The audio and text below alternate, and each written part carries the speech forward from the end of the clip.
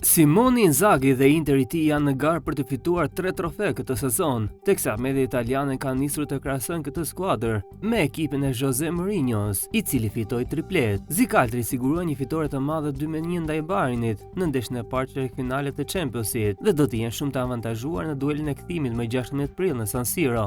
Skuadra zikaltër aktualisht kryeson kampionatin italian dhe janë gjithashtu ende në garë për Kupën e Italisë. Me këto rezultate janë një ndër klubet e rralla në Europë që vijnë të ndërrojnë për tripletën në sezonin 2024-2025. Sipas portalit Calciomercato.com, skuadra aktuale ka ringjallur identitetin evropian të klubit. Me Inzaghi në stoli, Inter ka rifituar një identitet të fortë evropian që bashkon ambientin, tifozët dhe lojtarët. Inter i Mourinho's dhe i Inzaghit janë të ndryshëm, por ndajnë të njëjtën bazë dhe dëshirën për të sfiduar rival që në letër duken më të fortë. Duke u rikthyer në vitin 2010, skuadra e Mourinho's kaloi Barcelonën e Guardiolas në gjysmëfinale dhe arriti finalen e madhe të Champions League, duke bërë historinë. Interi mbajti vetëm 27% zotrimin e topit me 10 lojtar dhe gjithsesi doli të kalonte më tej. Ndërkohë në fitoren ndaj Bayernit, Interi pati 45% të zotrimit të topit, kundrejt 55% të gjermanëve dhe regjistroi 4 goditje në port ndaj 7 të Bayernit.